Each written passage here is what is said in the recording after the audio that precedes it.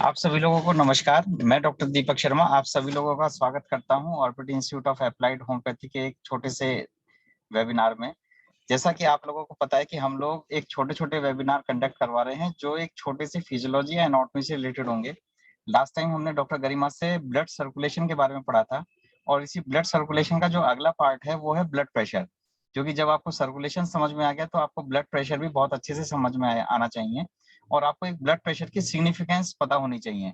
Maximum student जब मेरे पास आते हैं, मैक्सिमम डॉक्टर से जब मैं ब्लड प्रेशर के बारे में पूछता हूँ, तो मुझे लगता है कि बहुत सारे लोग ऐसे हैं जो ब्लड प्रेशर के बारे में एग्ज़ैक्टली नहीं जानते। वो सिर्फ़ इतना जानते हैं कि 120/80 जो है, वो नॉर्मल होता है। उसको लेने के जो तरीके हैं, वो जनरली डॉक्टर्स को नहीं पता होते हैं, ख़ासकर हमारी फ़ील्ड में। तो हमें अच्छे से कैसे मेज़र करना है ब्लड प्रेशर को या उसका क्या सिग्निफिकेंस है, इसके बारे में हमें ज़रूर पता होना चाहिए। आज हमारे साथ डॉक्टर नेहा तहरपुरिया हैं, जो आज हमें ब्लड प्रेशर के बारे में बताएँगी। डॉक्टर नेहा इस समय इंटर्नशिप कर रही हैं Nehru homeopathic medical college Delhi से, जो डिफेंस कॉलोनी में है। दिल्ली का एक दिल्ली गवर्नमेंट का एक बहुत रेप्यूटेड कॉलेज है। मैं स्वागत करता हूँ डॉक्टर नेहा तहरपुरिया का कि आज हमें ब्लड प्रेशर के बारे में बताएँ। डॉक्टर नेहा हमारी ऑर्बिट क्लिनिक की 2022 की सबसे बेस्ट स्टूडेंट रही हैं। तो इनके पढ़ाने का स्टाइल बहुत अच्छा है। डॉक्टर नेहा इंटर्नशिप कर रही हैं, वो एक होम्योपैथ तो हैं ही हैं, लेकिन होम्योपैथ के साथ-साथ इनकी एक्स्ट्रा करिकुलर जो एक्टिविटीज़ हैं, वो भी बहुत शानदार हैं। तो ये उनको और ख़ास बनाती हैं। तो डॉक्टर नेहा, मैं स्वागत करता हूँ आपका orbit institute of applied homeopathy के आज इस पहले वेबिनार में, जो आपके लिए पहला है, लेकिन आपने बोर्ड पे हमें बहुत सारा कुछ पढ़ाया है। तो मैं चाहता हूँ कि आज बाकी जितने भी लोग इस वेबिनार में हैं, वो भी आप सबको सुनें, सभी लोग आपको सुनें। तो बहुत-बहुत स्वागत है और नेहा जी, मैं आपको अभी होस्ट बना रहा हूँ, तो उसके बाद आप अपनी व्हाइट स्क्रीन शेयर कर सकते हैं। दूसरी बात ये है कि डॉक्टर नेहा ने हमारे क्लिनिकल क्लास वाले ग्रुप में ऑलरेडी एक पीडीएफ भेजा है, तो आप रेफरेंस वहाँ से ले सकते हैं और जो यहाँ से पढ़ा रही हैं उसके रेफरेंसेस आप वहाँ से भी देख सकते हैं। तो क्योंकि ये पावर पॉइंट शेयर ना करके व्हाइट बोर्ड पे पढ़ाएँगी, तो आपको रेफरेंसेस वहाँ से मिल जाएँगे। अगर किसी के पास पीडीएफ नहीं पहुँची है तो आप हमें बता दीजिएगा, हम उसको फॉरवर्ड कर देंगे। तो डॉक्टर नेहा बहुत-बहुत स्वागत है एक बार फिर से। Thank you sir. और डॉक्टर नेहा, मैं आपको होस्ट बना रहा हूँ।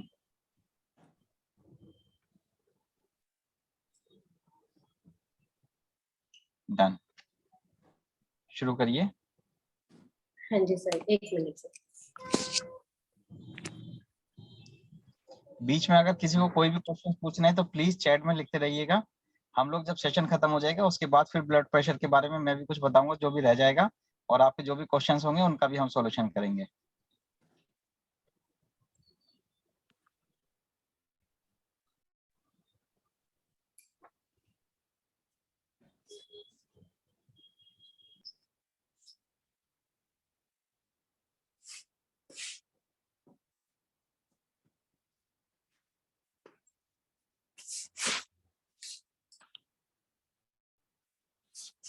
सर मेरी स्क्रीन विजिबल है आपको?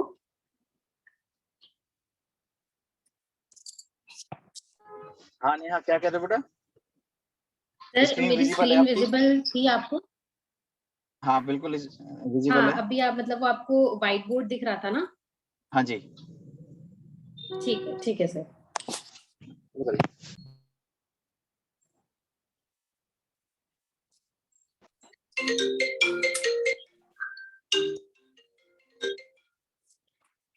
ठीक है सर। सर मैं स्टार्ट करूं?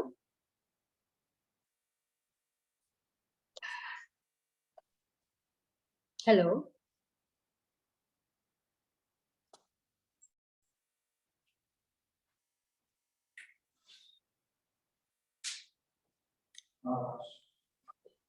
यस डॉक्टर ने आप करिए स्टार्ट।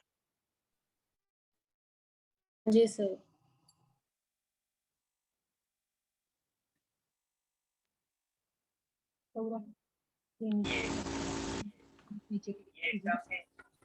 ठीक है सर। हाँ जी सर, आवाज।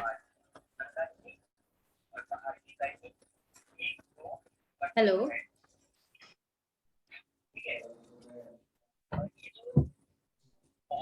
सर मैं स्क्रीन शेयर। हाँ नेहा, क्या दिक्कत आ रही है बेटा? सर वो पता नहीं आपको मेरी आवाज आ रही थी जब मैं स्क्रीन शेयर कर रही अभी हूँ, स्टार्ट मतलब करने बिल्कुल आ रही है।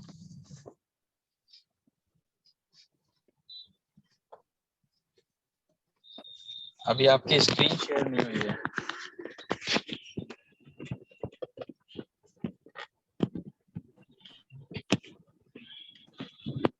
सर ये आपको मेरी आवाज आ रही है? हाँ, हमें आवाज आ रही है डॉक्टर नेहा। ठीक है सर, ठीक है। तो ब्लड प्रेशर पहले, जैसे मैंने अपना पीडीएफ पे भी दिया आपको कि ब्लड प्रेशर का जो एक फॉर्मूला है, ठीक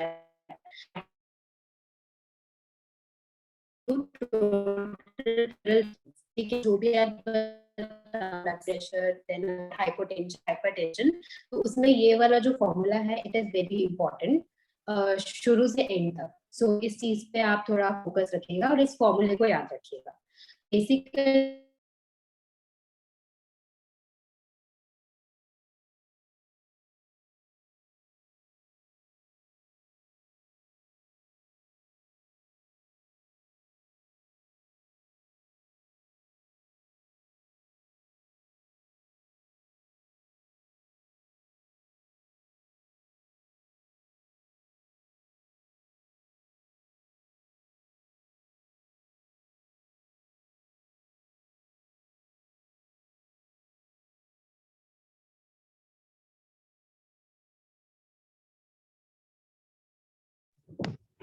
डॉक्टर नेहा, आपके यहाँ पे इंटरनेट ठीक है या नहीं?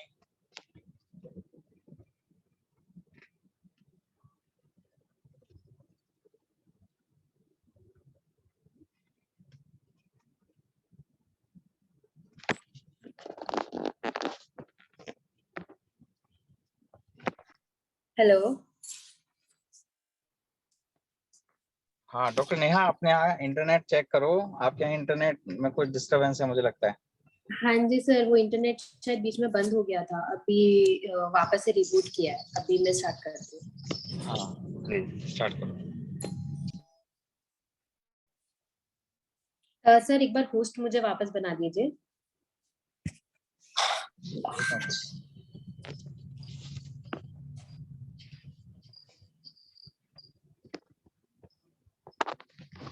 डन। ठीक है सर।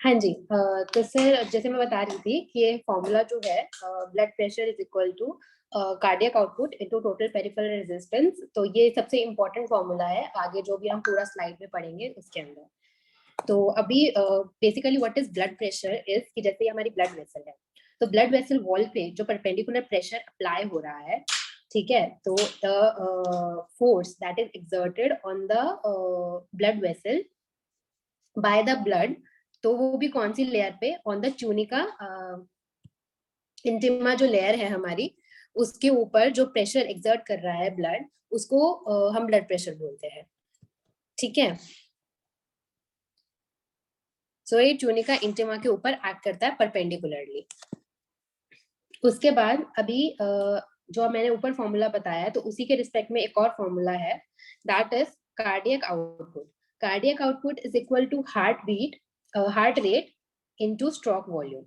ठीक है, तो अब इसमें कार्डियक आउटपुट जो होता है इसका मेजरमेंट होता है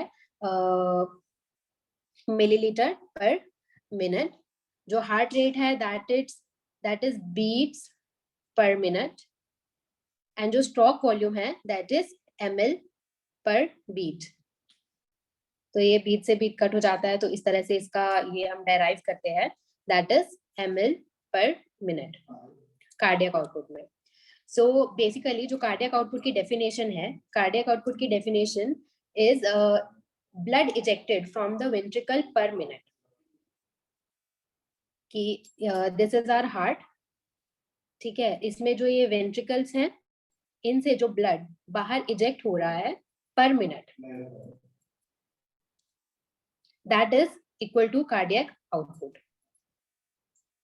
अब इसमें हार्ट रेट क्या होती है, ठीक है। हार्ट रेट जो है, heart rate is defined as beats per minute,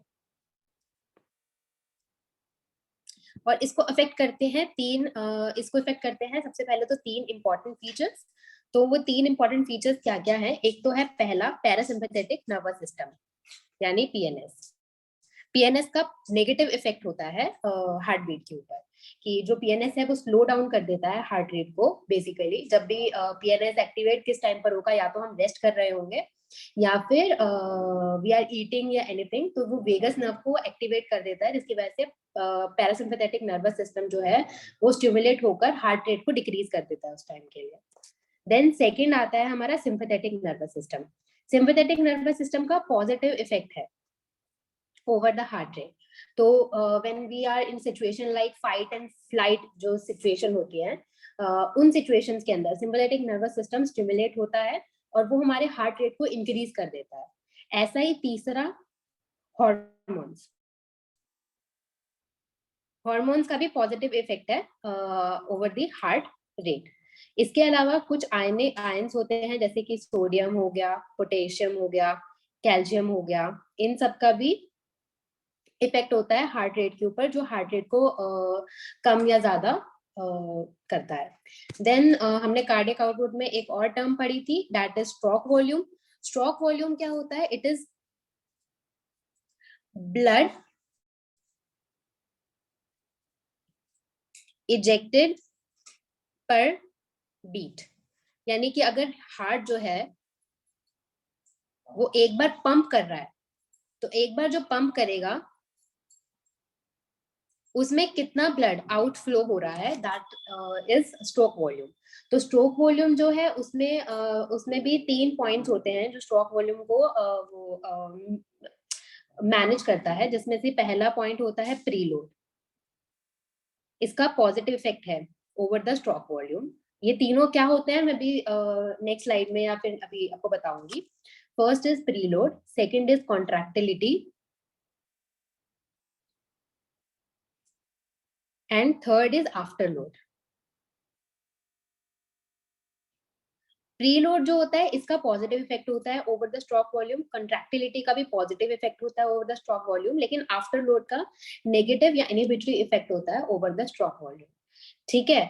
overall 1 minute के अंदर हमारा जो हार्ट है वो 5 लीटर्स ऑफ ब्लड पंप करता है।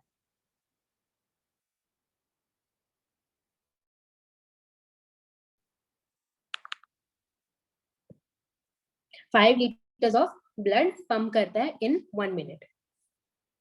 नाउ अब हम जो हम बात कर रहे थे about the afterload, preload, contractility and afterload. तो प्रीलोड के अंदर क्या होता है कि जब वेंट्रिकल है that is filled with the maximum capacity, ठीक है।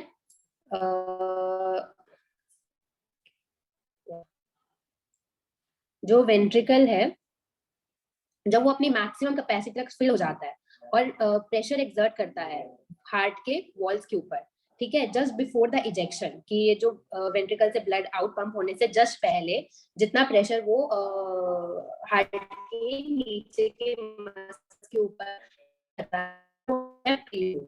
जितना स्ट्रेच होगा उतना ज्यादा स्ट्रोक वॉल्यूम इंक्रीज होने के चांसेस होते हैं, इसीलिए ये उसको इनएक्टिव वे अफेक्ट करता है।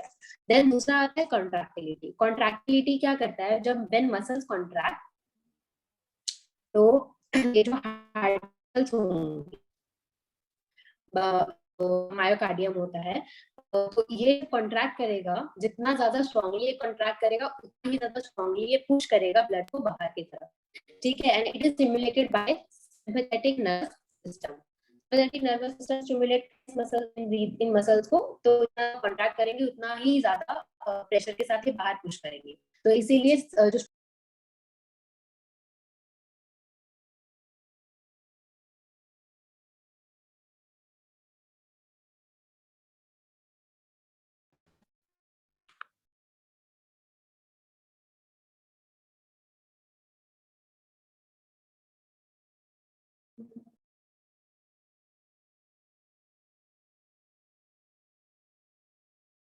सर शायद मैं होस्ट से फिर से हट गई थी, तो क्या आप मेरे को होस्ट बना सकते हो एक बार वापस? मैं शेयर नहीं कर पा रही स्क्रीन।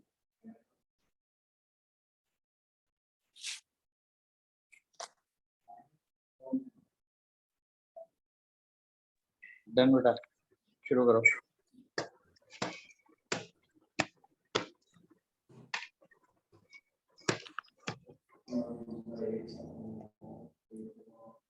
हाँ जी, तो अबाउट द कॉन्ट्रैक्टिलिटी, तो वही सिंपैथेटिक नर्वस सिस्टम स्टिमुलेट करेगा इन मसल्स को, जिसकी वजह से ये कॉन्ट्रैक्टिलिटी बढ़ जाएगी।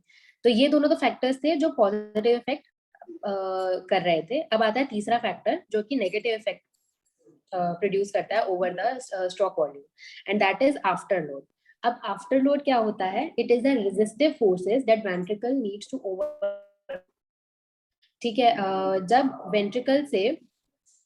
वेंट्रिकल से ब्लड बाहर की तरफ पंप आउट हो रहा है, ठीक है, तो बाहर जो वेसल्स हैं जिसके अंदर ब्लड जाना है, वो उन वेसल्स का डायामीटर कितना है, क्या वहां पे कोई एथेरोस्क्लेरोटिक प्लैक है, या फिर किसी वजह से भी कोई नैरोइंग हो रही है, उसकी वजह से जो भी प्रेशर इंक्रीज होगा या जो भी रेजिस्टिव फोर्सेस बनेंगे, that will cause like negative effect on the stroke volume, and that will decrease the stroke volume basically. तो ये सारे फैक्टर्स होते हैं आफ्टर लोड जो प्रोड्यूस करते हैं।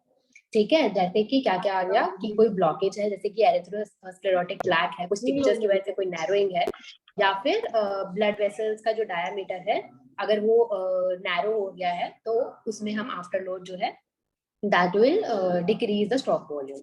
अब क्या है कि फ्रैंक स्टार्लिंग लॉ जो मैकेनिज्म था उसके अकॉर्डिंग क्या होता है कि जो हार्ट है वो जितना ज्यादा स्ट्रेच होगा उतना स्ट्रॉन्गर कॉन्ट्रैक्शन प्रोड्यूस करेगा, एंड जितना ज्यादा स्ट्रॉन्गर वो कॉन्ट्रैक्शन प्रोड्यूस करेगा उतना जो है वो ब्लड आउट पंप करेगा। ठीक है, और उतना ही ज्यादा स्ट्रोक वॉल्यूम होगा। अब जितना ज्यादा स्ट्रोक वॉल्यूम होगा उतना ज्यादा कार्डियक आउटपुट होगा, और जितना ज्यादा कार्डियक आउटपुट होगा उतना ज्यादा ब्लड प्रेशर। कौन से बच्चे आए थे? इसके बाद अब हम बात करते हैं, हमने कार्डियक आउटपुट के बारे में तुमने बात कर ली है। Now will talk about the total peripheral resistance. ठीक है, total peripheral resistance, this is TRP, that is total peripheral resistance. इसका एक फॉर्मूला है, that is change in pressure by cardiac output. ठीक है, अब इसमें हम रेजिस्टेंस का एक और फॉर्मूला पढ़ते थे, लाइक इन फिजिक्स हमने एक पढ़ा होगा, that is A into viscosity into length divide by pi r raised to the power of 4। ये फॉर्मूला भी बहुत इंपॉर्टेंट है क्योंकि हमें सारे रिलेशंस बताता है अब विद द रेजिस्टेंस। जैसे कि R जो है that is directly proportional to the viscosity, R का डायरेक्टली प्रोपोर्शनल रिलेशन है विस्कोसिटी के साथ। तो दैट मीन्स कि जितना ज्यादा थिक ब्लड होगा, अगर ब्लड थिक है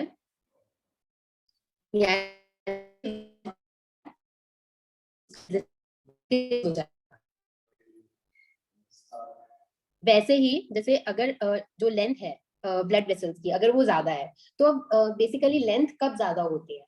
नॉर्मली मतलब हम सोचेंगे कि हाँ ठीक है ब्लड वेसल्स किसकी ज्यादा लंबी होंगी या ऐसा कुछ है, तो इसका एक एग्जांपल है कि जो जिन लोगों का वेट ज्यादा होता है, लाइक जो ओबीस पीपल होते हैं, उनके अंदर जो ब्लड वेसल्स है वो ज्यादा लंबी मिलती है then comparatively the people who have less body weight. ठीक है, तो जैसे जितना ज्यादा ओबीस पेशेंट होगा उसकी ब्लड वेसल्स उतनी लंबी होगी, उसके अंदर जो रेजिस्टेंस है उतना ही ज्यादा बनेगा। अब इस रेजिस्टेंस का ये आप कि जितना प्रोपोर्शनल है कार्डियक आउटपुट के, तो कार्डियक आउटपुट डिक्रीज हो जाएगा। ठीक है, तो पप्पा तुमचा मोबाईल घेऊन जावा है और उचललंय बघ।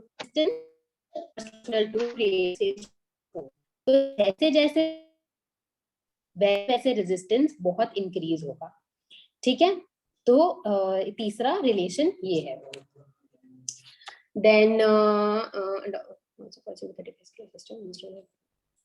टोटल पेरिफेरल रेजिस्टेंस को हम एक और नाम से भी जानते हैं, दैट इज सिस्टमिक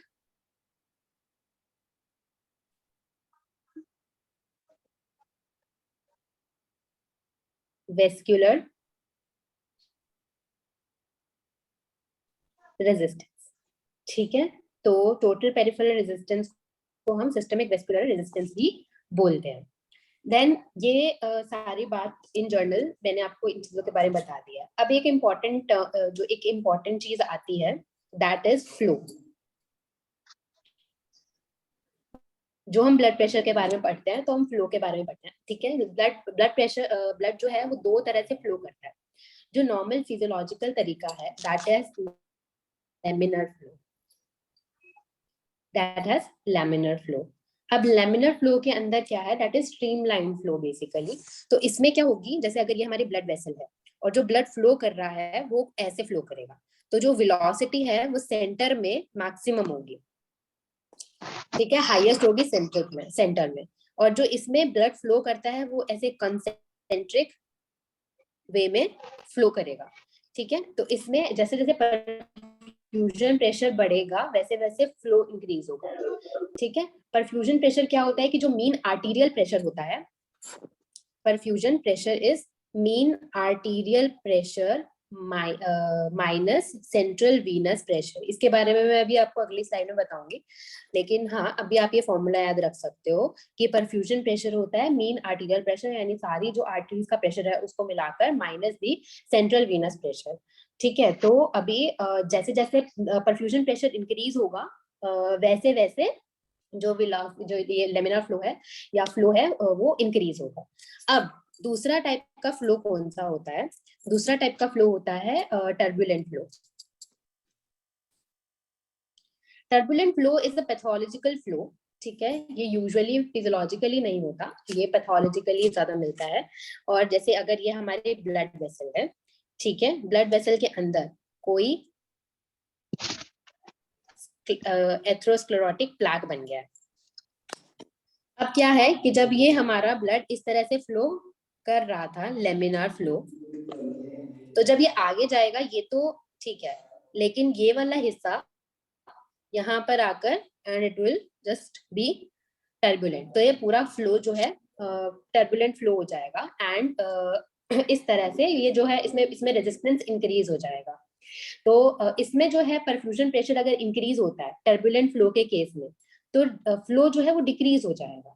तो पैथोलॉजिकल एग्जांपल इसका वही है कि जैसे एथेरोस्क्लेरोटिक प्लैक है, लेकिन इसका फिजियोलॉजिकल एग्जांपल है जिस टाइम के ऊपर हमें जो हमारा हार्ट है वो पंप कर रहा है and it hit the mitral well, तो गोइंग आउट, तो उस टाइम पर जो फ्लो होता है when going out from the mitral well, तो वो टर्बुलेंट ही होता है। एंड इसी की वजह से हमें कुछ जो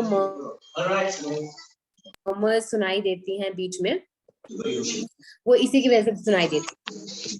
तो ये हो गया हमारा फ्लो के ऊपर बात। अब कुछ इंपॉर्टेंट टर्म्स हैं जो मैं आपको बताऊंगी about the like this blood pressure. तो उसके अंदर सबसे पहले जो दो इंपॉर्टेंट सबसे कॉमन जो टर्म्स हम सुनते आते हैं जब भी हम ब्लड प्रेशर की बात करते हैं, एक होता है सिस्टोलिक ब्लड प्रेशर, एक होता है diastolic blood pressure. Sorry, systolic blood pressure and diastolic blood pressure. Systolic blood pressure की normal value as you know it's like 120 mmHg। ठीक है, इसमें क्या है कि जो ये सिस्टोलिक ब्लड प्रेशर एक्चुअली में होता क्या है। ठीक है, if we have this like heart, तो ये हमारा जो वेंट्रिकल है ये जिस फोर्स से ब्लड को बाहर पुश करेगा इनटू द मेजर आर्टरीज, ठीक है, that pressure is called systolic blood pressure. ठीक है, and that is the force, जो फोर्स है दैट विल बेसिकली, ये मतलब वेंट्रिकल भी हमारे पास दो है, तो ये सिस्टोलिक ब्लड प्रेशर जो है वो हम कौन से वाले का मेजर करते हैं, दैट इज लेफ्ट वेंट्रिकल से जब ब्लड एओर्टा में जाता है उसमें जो फोर्स लगता है उस फोर्स का जो प्रेशर होगा that is systolic blood pressure. Then आता है दूसरा diastolic blood pressure. Diastolic blood pressure जो होता है that is considered normal as 80 mmHg। ये हमारा डायस्टोलिक ब्लड प्रेशर होता है। इसमें क्या है, एज ब्लड फिलिंग, अब ये जो हमारे एओर्टा में ब्लड फिल हो रहा है, ठीक है, ये ब्लड फिल हो रहा है, इसकी वजह से जो प्रेशर आएगा वॉल्स के ऊपर, ठीक है, इसकी वजह से जो ये हमारी एओर्टा है वो स्ट्रेच होगी कुछ ना कुछ कहीं ना कहीं, और क्या करेगी, जब ब्लड को आगे टिश्यूज के पास पंप करेगी तो थोड़ा सा जो ब्लड है वो ऐसे बैक भी फ्लो होता है। तो ये जो पॉइंट जहाँ पे एओर्टा इस तरह का फ्लो करके बैक फ्लो करके अपने नॉर्मल साइज में आती है, रिकॉइल करके अपने नॉर्मल साइज में आती है, उस पॉइंट को हम बोलते हैं डायस्टोलिक ब्लड प्रेशर, एंड ये होता है 80 mm/Hg। जब एओर्टा रिकॉइल होकर अपने नॉर्मल साइज में आएगी, उस पॉइंट पे जो ब्लड प्रेशर मिलता है that is diastolic blood pressure. इसके बाद ये दो टर्म्स हो गई about the systolic blood pressure and diastolic blood pressure. अब इसके बाद हमारे पास अगली टर्म आती है that is pulse pressure. Pulse pressure क्या होता है, systolic blood pressure minus diastolic blood pressure which is 120 minus 80 is equal to 40 mmHg, ठीक है, ये हमारा नॉर्मल पल्स प्रेशर है। अब जो मैंने आपको बीच में दो टर्म्स बताई थी अबाउट द दिस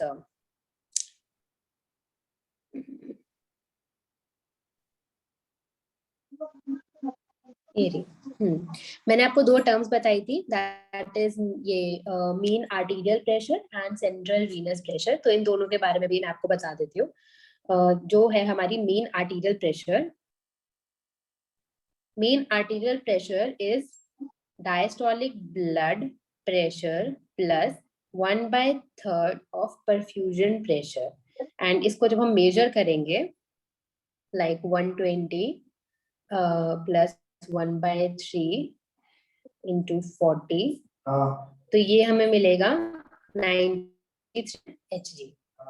तो this pressure determines the actual pressure that propels substances out of the capillary bed in tissue, ठीक है। तो जब ये हमारी ये जो कैपिलरी जो होंगी, ये कैपिलरीज हैं, ये जब ब्लड बाहर निकल रहा है इन द टिश्यू, ये जो पूरा टिश्यू वाला एरिया है, इसमें जब ब्लड जा रहा है तो वो कितने प्रेशर से जाएगा और कितने प्रेशर से वो जो भी सब्सटेंसेस हैं ब्लड के अंदर वो पुश करेगा into the capillary, into the tissue from the capillary bed, वो जो प्रेशर होता है that is called mean arterial pressure. वैसे ही अब दूसरा आता है हमारे पास central venous pressure. Central venous pressure जो होता है it is like very small pressure 3 to 4 mmHg। ये क्या होता है कि basically the pressure that pushes the blood towards the right atrium, ये हमारा वेना कावा है, superior vena cava and inferior vena cava से जो ब्लड हमारे राइट एट्रियम की तरफ आता है जिस प्रेशर से, उस प्रेशर को हम बोलते हैं सेंट्रल वीनस प्रेशर। और ये बेसिकली राइट जो हमारा एट्रियल प्रेशर है उसको अफेक्ट करता है, उसके अलावा और कुछ नहीं है। तो इट्स वेरी माइन्यूट, तो इसका इतना रोल भी नहीं होता। तो ये है basically about the blood pressure. अब इसके बाद what I'll talk about,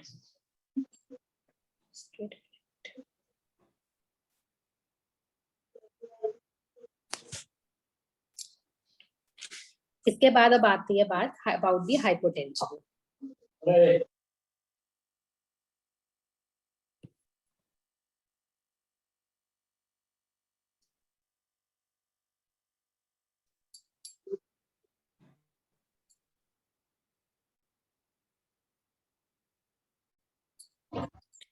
hypotension, hypotension क्या होता है? When systolic blood pressure is less than 100 mmHg, ठीक है, that is basically hypotension। तो अमाउंट ऑफ प्रेशर जो वेंट्रिकल एक्सर्ट करता है ब्लड बाहर पुश करने के लिए कि वेंट्रिकल से जो ब्लड बाहर जाएगा इज लेस देन 100 mmHg, तो हम उस कंडीशन में हाइपोटेंशन बोलेंगे। तो अब हाइपोटेंशन जो है that is regulated by like two areas। तो let me draw it for you। ये हमारा अगर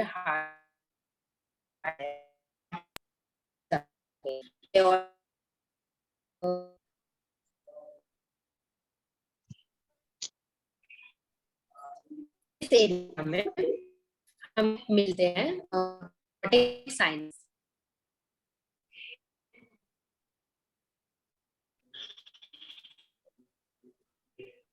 देन मिलते हैं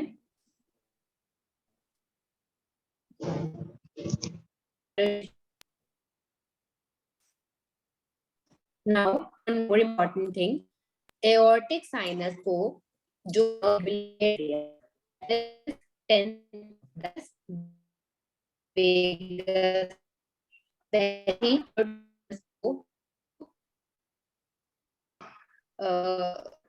करती है, that is ninth nerve, that is glossopharyngeal nerve। तो ये हमारी दो नर्व्स हैं जो इन दो साइनसेस को मेंटेन करती हैं। अब यहाँ पर मतलब इसका इम्पोर्टेंस क्या है कि व्हेन अ ब्लड प्रेशर जो यहाँ पर है वो डिक्रीज आ रहा है, ठीक है, जो हमारा बॉडी का ब्लड प्रेशर है वो डिक्रीज है, तो यहाँ पे इन एरियाज में यानी कि aortic sinus and carotid sinus इन दोनों एरिया में हमें मिलते हैं बैरो रिसेप्टर्स।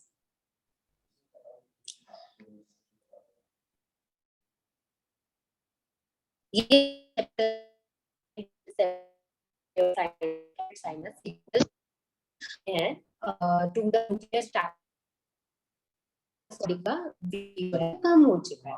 तो ये कब होगा? जब blood pressure is less than 100 mmHg।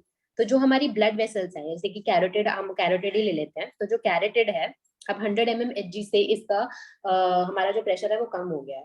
तो अब जो ये वेसल्स हैं ये उतनी स्ट्रेच नहीं करेंगी जितनी इसको करनी चाहिए, क्योंकि नॉर्मल तो 120 है, तो ये उतनी स्ट्रेच नहीं कर रही है जितनी करनी चाहिए।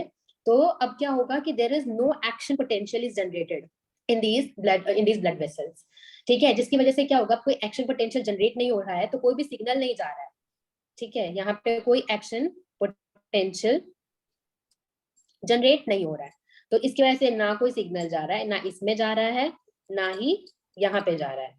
तो वेगस नर्व और ग्लोसोफेरेंजियल नर्व्स को जब कोई भी सिग्नल नहीं मिल रहा है तो वो परेशान हो जाती है। So what will they do कि वो इनहिबिट करती हैं, मतलब इनका बेसिकली जो इनके एफरेंट फाइबर्स होंगे उन पे इनहिबिटरी इफेक्ट जाता है।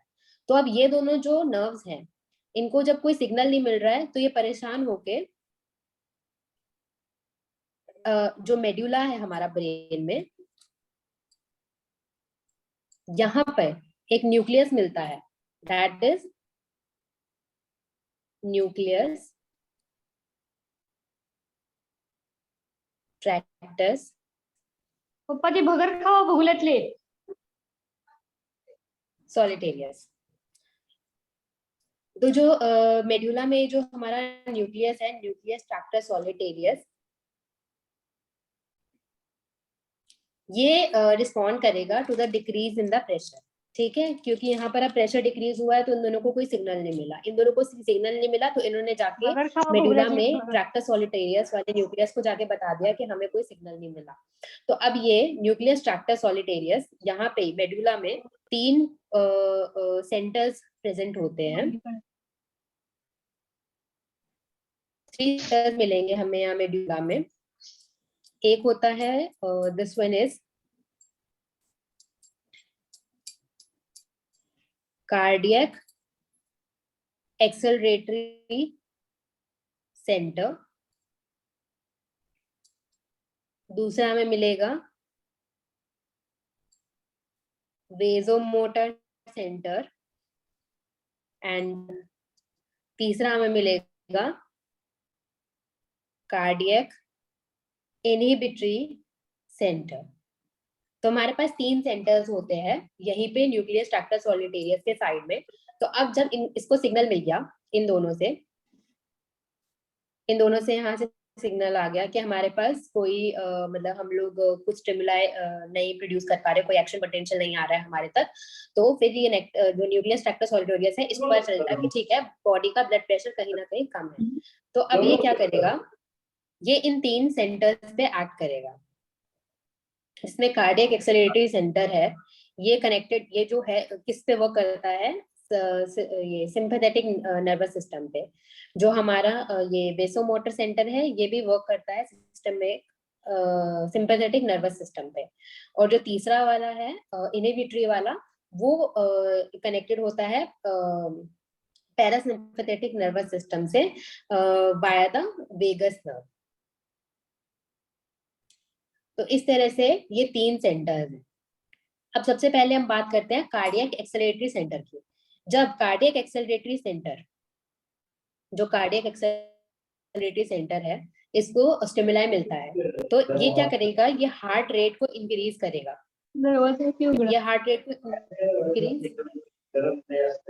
ये हार्ट रेट को इंक्रीज करेगा, जो कि कार्डियक आउटपुट को इंक्रीज करेगा, एंड इवेंचुअली ब्लड प्रेशर को, हमारा जो ब्लड प्रेशर है वो अपने नॉर्मल पे आ जाएगा।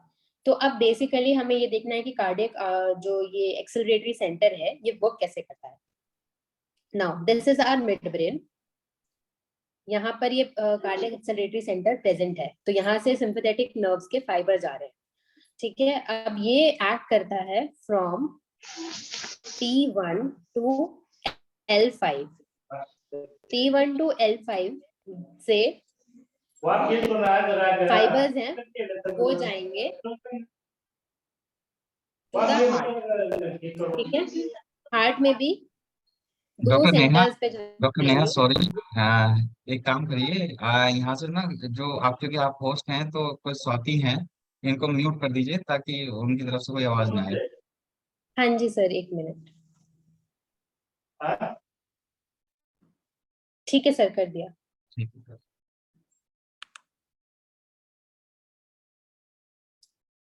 तो जो हाँ, तो जो ये सिंपैथेटिक फाइबर्स आ रहे हैं, अब ये एसए नोड और एवी नोड को स्टिमुलस प्रोवाइड करते हैं। तो एसए नोड पे या फिर एवी नोड पे स्टिमुलस प्रोवाइड करेंगे, जो कि क्या करेगा कि एक्शन पोटेंशियल को प्रोड्यूस करेगा। ये दोनों मिलके एक्शन पोटेंशियल प्रोड्यूस करेंगे, जिसकी वजह से इवेंचुअली हार्ट रेट इंक्रीज हो जाएगा। नाउ दूसरा, ये जो हमारा कार्डियक एक्सेलरेटरी सेंटर है, इसका एक और वर्क होता है, जो ये हमारी मायोकार्डियम प्रेजेंट है जो हार्ट में, इसके ऊपर जाके एक्ट करेगी। तो यहाँ से ये कॉन्ट्रैक्शन प्रोड्यूस करवाएगा, हार्ट का कॉन्ट्रैक्शन बढ़ेगा, that will increase the stroke volume. Stroke volume increase होगा, स्ट्रोक वॉल्यूम इंक्रीज होगा तो कार्डियक आउटपुट इंक्रीज होगा, कार्डियक आउटपुट इंक्रीज होगा तो इवेंचुअली बीपी भी इंक्रीज होगा, ठीक है। ये हो गया हमारे फर्स्ट जो सेंटर था उसका work, that is cardiac acceleratory centre, जो कि बेसिकली एसए नोड और एवी नोड पे जाके एंड जो उसका मायोकार्डियम के ऊपर जाके जिसका वर्क होता है। अब दूसरा है वेसोमोटर सेंटर। वेसोमोटर सेंटर जो है, that will increase the resistance by activating the sympathetic nervous system।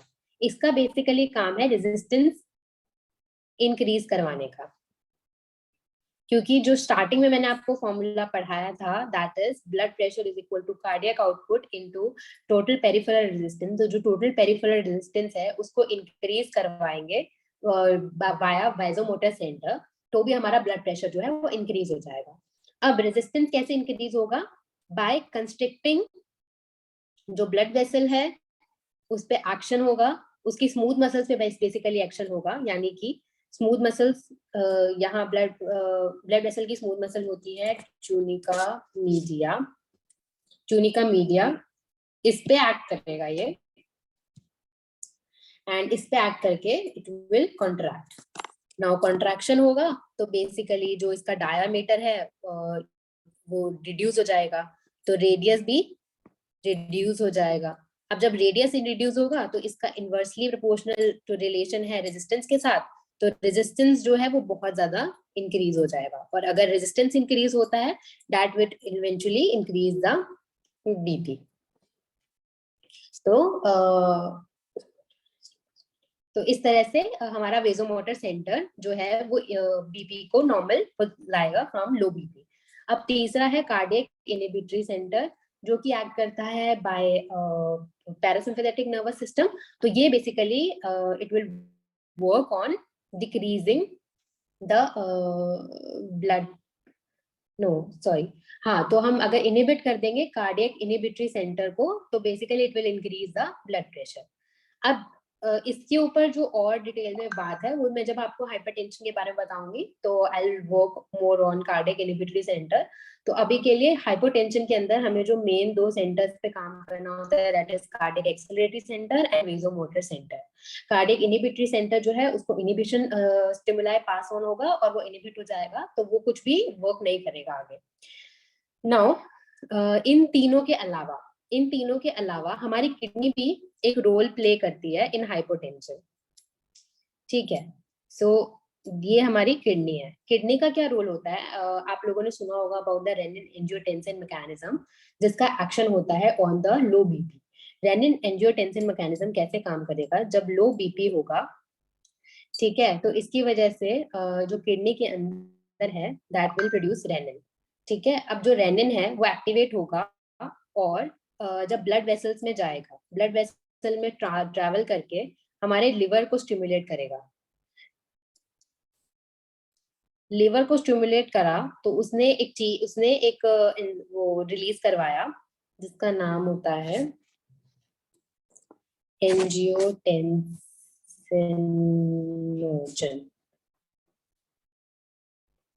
उसने एंजियोटेंसिनोजन रिलीज करवाया। अब जो ये एंजियोटेंसिनोजन है ये क्या करता है, ये कन्वर्ट होता है टू एंजियोटेंसिन 1, ठीक है, in the presence of renin. और ये एंजियोटेंसिन 1 में पूरा ट्रैवल आउट करेगा, जैसे blood vessels inferior vena cava से ऊपर चला गया, देन ये हमारा राइट एट्रियम के अंदर चला गया, राइट एट्रियम से राइट वेंट्रिकल, देन जाएगा पल्मोनरी आर्टरी, पल्मोनरी वेन में, पल्मोनरी वेन से अभी हमारे लंग्स में आ गया है, ठीक है। अब बेसिकली लंग्स में आके क्या होगा कि लंग्स में एक एंजाइम प्रेजेंट होती है दैट इज ACE। इसका फुल नाम होता है angiotensin converting enzyme. Angiotensin converting enzyme जो है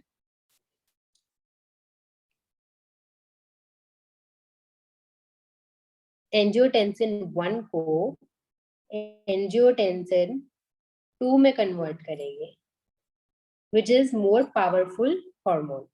तो एंजियोटेंसिन 2 में जब ये कन्वर्ट करेगी तो जो एंजियोटेंसिन 2 है ये हमारा बहुत ही इंपॉर्टेंट हार्मोन है जो काम कर रहा है on maintaining the blood pressure. अब ये ब्लड प्रेशर पे कैसे काम करेगा, इसके भी अलग अलग एक्शंस हैं। तो लेट मी टेल यू, पहला एक्शन ये जाएगा वापस किडनी पे जो एड्रिनल मेडुला होगा वहां से रिलीज करवाता है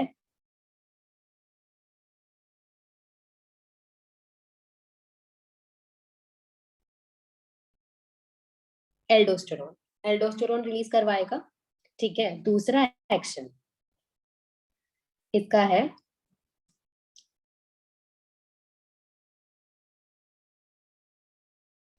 पिट्यूटरी ग्लैंड पे। पिट्यूटरी ग्लैंड से क्या रिलीज करवा रहा है, ADH, एंटी डायड्यूटिक हार्मोन, या फिर बोल सकते हैं हम वेसोप्रेसिन। देन इसका तीसरा एक्शन है ऑन हाइपोथैलेमस। यहाँ पे जाके क्या करेगा,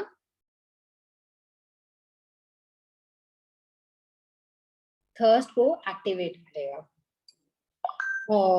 जो थर्ड सेंटर जो है, थर्ड सेंटर उसको एक्टिवेट करेगा। एंड सबसे लास्ट एक और एक्शन जो है एंजियोटेंसिन 2 का, वो होता है ओवर द ब्लड वेसल्स। ये हमारी ब्लड वेसल्स हैं, तो इनके ऊपर जाके it act and will constrict smooth muscle. ये वाला तो क्लियर है कि कंस्ट्रिक्ट स्मूथ मसल करेगा तो फिर रेडियस डिक्रीज हो जाएगा। जब रेडियस डिक्रीज होगा रेजिस्टेंस इंक्रीज होगा, रेजिस्टेंस इंक्रीज होगा तो टोटल पेरिफेरल रेजिस्टेंस के इंक्रीज होने की वजह से हमारा ब्लड प्रेशर जो है वो लो टू वापस नॉर्मल आ जाएगा, क्योंकि ब्लड प्रेशर इंक्रीज होगा, ठीक है। अबाउट हाइपोथैलेमस पे वर्क करना, जब थर्स्ट के ऊपर वो काम कर रहा है, तो थर्स्ट के ऊपर काम करने से क्या होगा कि हमारा वाटर इनटेक बढ़ जाएगा और जो फ्लूइड का एब्जॉर्प्शन है फ्रॉम द जीआईटी ट्रैक्ट वो भी इंक्रीज हो जाएगा, जिसकी वजह से हमारा ब्लड वॉल्यूम बढ़ेगा एंड वो हमारा ब्लड प्रेशर रिस्टोर कर देगा।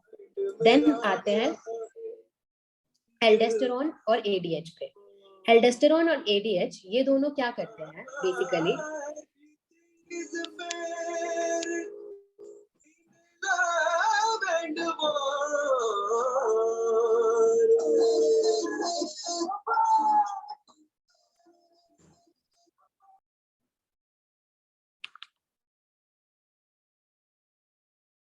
तो ये एल्डोस्टेरोन और एडीएच पे जाते हैं। तो ये एल्डोस्टेरोन और एडीएच क्या करता है, ये दोनों एक्ट करेंगे हमारे नेफ्रॉन जो होता है उसके ऊपर।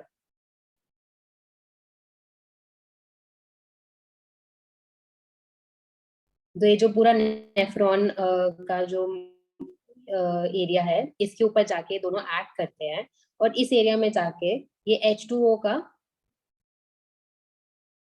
रिजॉर्प्शन करवाते हैं। तो वहां से जो यूरिन है वो यूरिन आउटपुट डिक्रीज हो जाएगा और H2O का रिटेंशन होगा बॉडी के अंदर एंड ब्लड वॉल्यूम बढ़ेगा, जिसकी वजह से ब्लड प्रेशर का रिस्टोरेशन हो जाएगा। तो इस तरह से ये हाइपोटेंशन में जो मैकेनिज्म है, ये सारे मैकेनिज्म हाइपोटेंशन को वापस से नॉर्मल बनाते हैं। तो ये पूरा हो गया हाइपोटेंशन पे। अब इसी के साथ मैं आपसे शेयर करती हूँ about hypertension.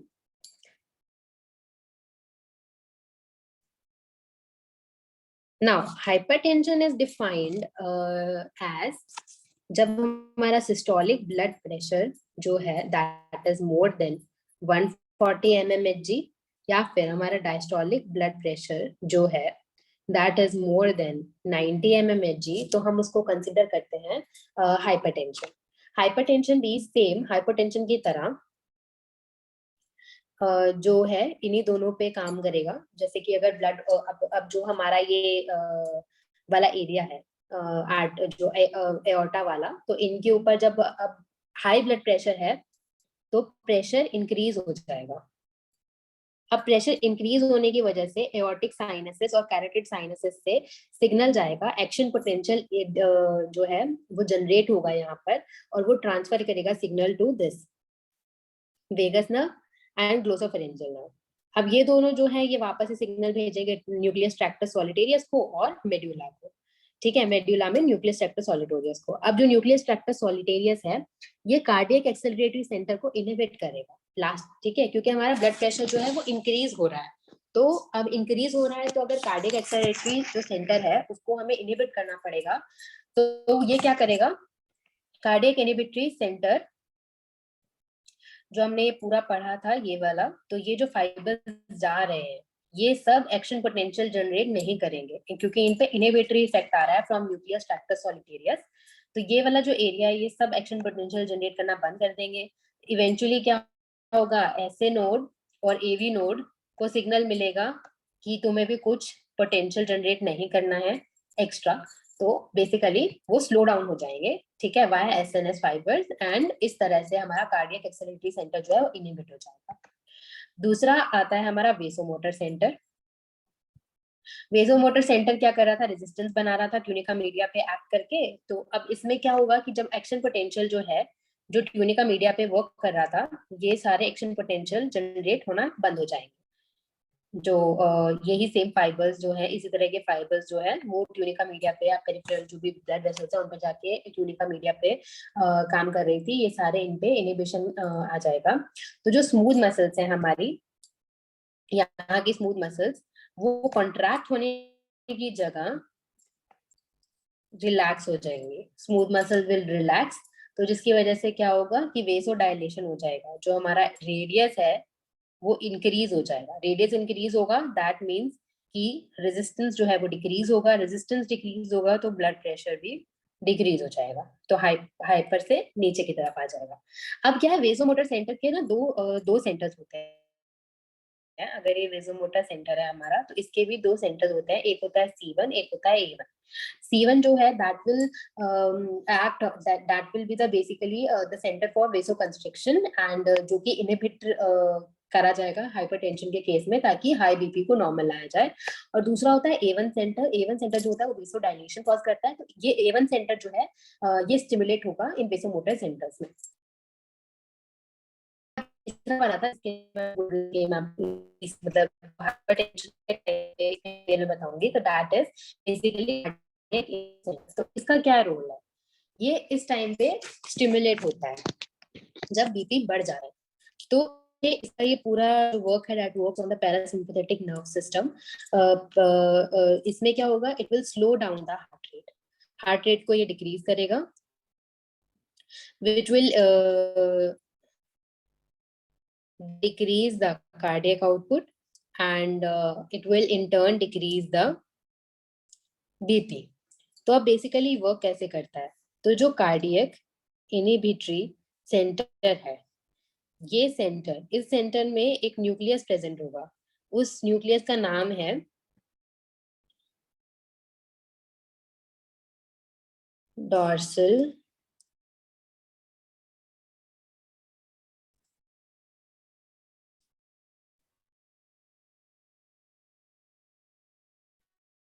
Dorsal nucleus of vagus. इस न्यूक्लियस का नाम है डॉर्सल न्यूक्लियस ऑफ वेगस, जो कि कार्डियक इनहिबिटरी सेंटर में प्रेजेंट है।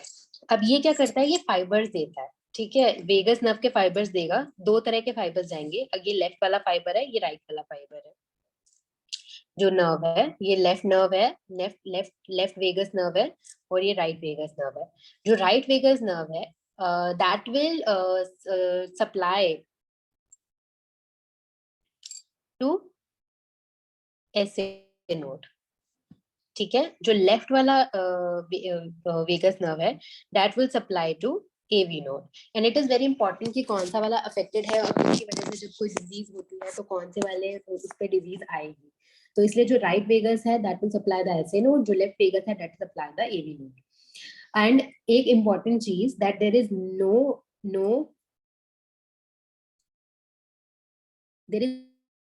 no intervention of this vagus to the myocardium. जो हमारी मायोकार्डियम है हार्ट की, उसके ऊपर वेगस का कोई भी इफेक्ट नहीं है।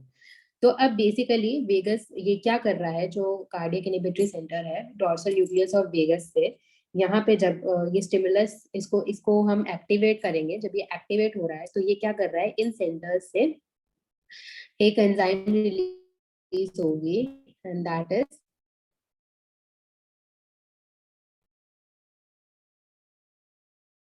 एसिटाइलकोलाइन।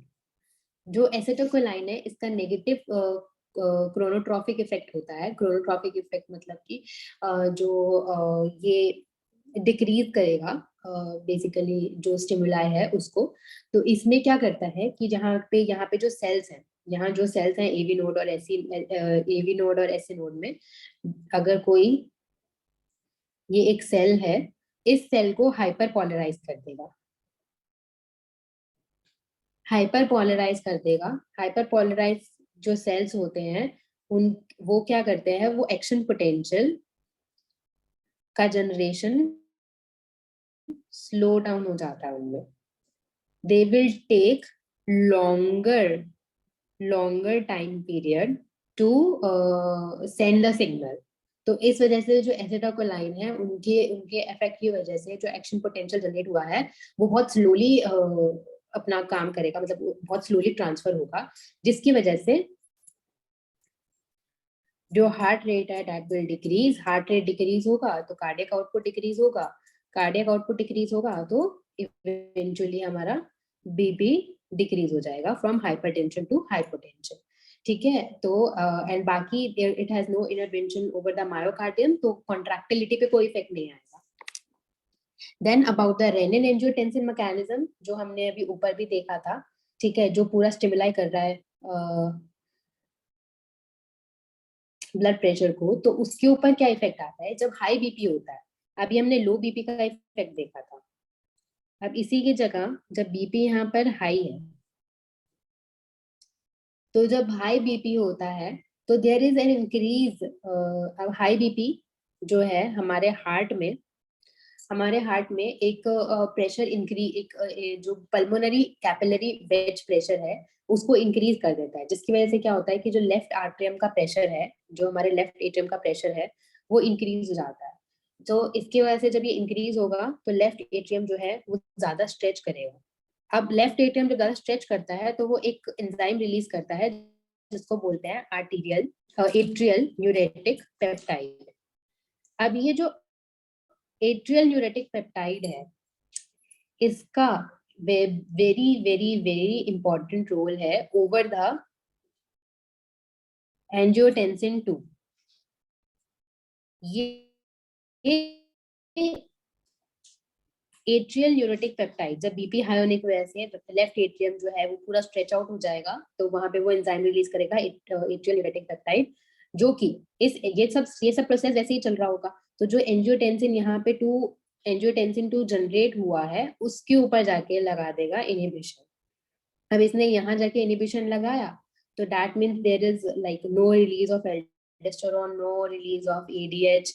जो हाइपोथैलेमस में थर्स्ट सेंटर्स थे उनको शट डाउन कर देगा। तो हम जो है हमारा थर्स्ट जो है वो डिक्रीज हो जाएगा, अलोंग विद जो एब्जॉर्प्शन है जीआईटी से वो डिक्रीज हो जाएगा।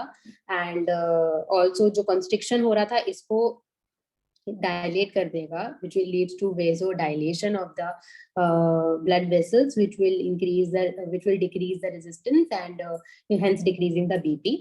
एंड जो एल्डोस्टेरोन और एडीएच है इनके ऊपर ब्लॉकेज की वजह से ये वाले सेंटर्स जो है सब ब्लॉक हो जाएगा। तो there is like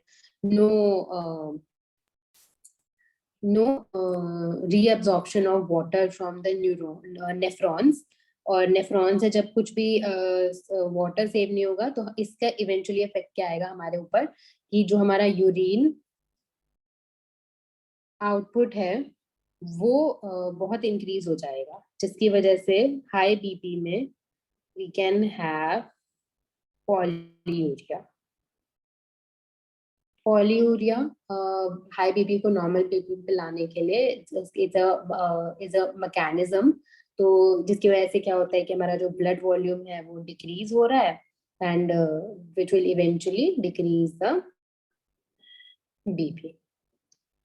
So yes, this is all about the mechanism, the physiology of blood pressure। blood pressure hypertension में क्या होता है, hypertension में क्या होता है, उसको हमारी बॉडी किस तरह से रेगुलेट करती है एंड पूरा बॉडी में किस तरह का मैकेनिज्म होता है।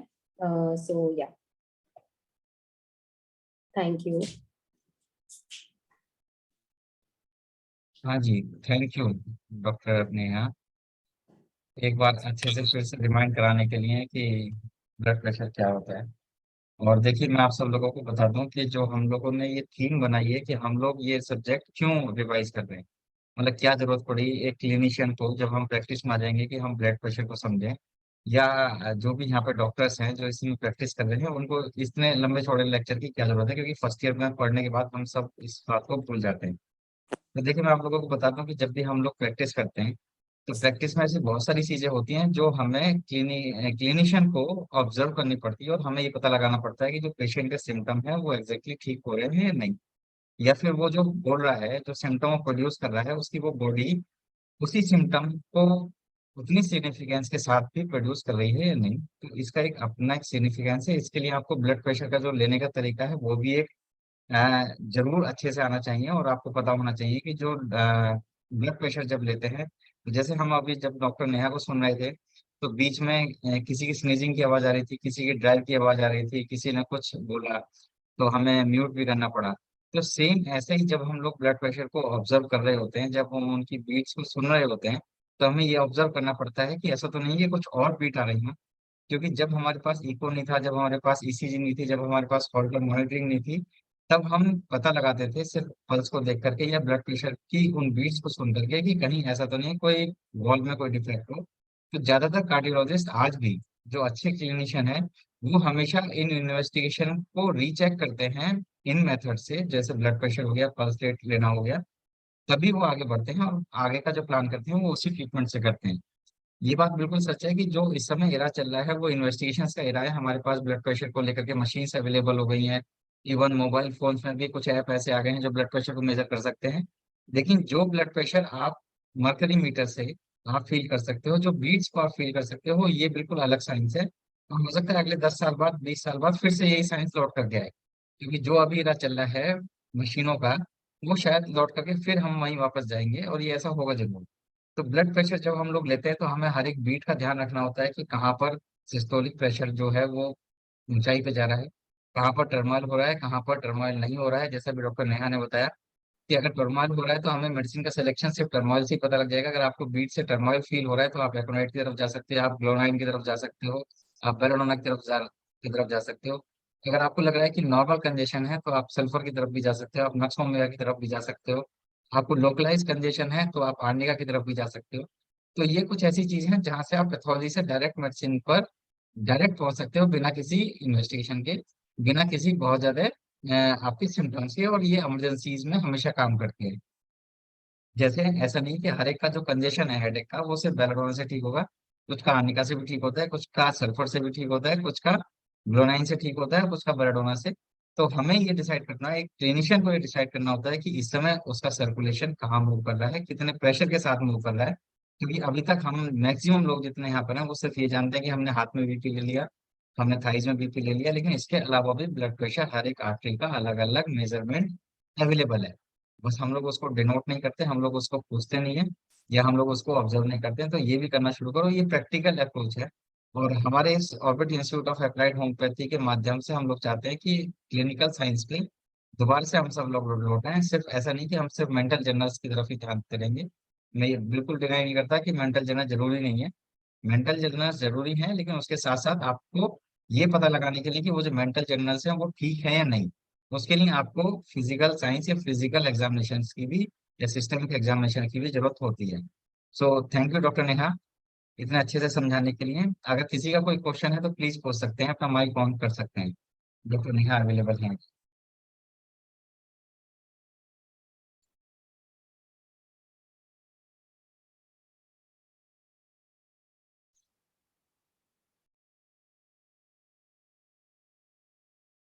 डॉक्टर नेहा, किसी का क्वेश्चन ना आने का बस दो ही मतलब है, या तो सबको सबको समझ में आ गया है, किसी को कुछ भी समझ में नहीं आया, है ना। तो ये तो सब बाकी सब लोग डिसाइड करेंगे, और हमें क्लिनिकल क्लास वाले ग्रुप में भी हमें बता सकते हैं कि आपको कैसा लग रहा है, और हमारी जो थीम है, मतलब हमें ये जो क्लिनिकल साइंस को पढ़ाने की थीम है ये कैसी चल रही है। आगे चल करके हमारे कुछ और स्टूडेंट हैं जो आपके साथ जुड़ेंगे, और आपको बताएंगे कि जो क्लिनिकल साइंस के छोटे छोटे टॉपिक्स हैं हम लोग आपके पास लेके आते रहेंगे। इसकी इंफॉर्मेशन आपको क्लिनिकल क्लास वाले ग्रुप में मिलती रहेगी। सो आज के लिए इतना ही है। डॉक्टर नेहा, बहुत बहुत धन्यवाद आपका थैंक कि यू सर। आपने इतने अच्छे से ब्लड प्रेशर को बताया हम सब लोगों को, और एक अच्छा रिवीजन हो गया। Thank you so much. Thank you sir. Thank you.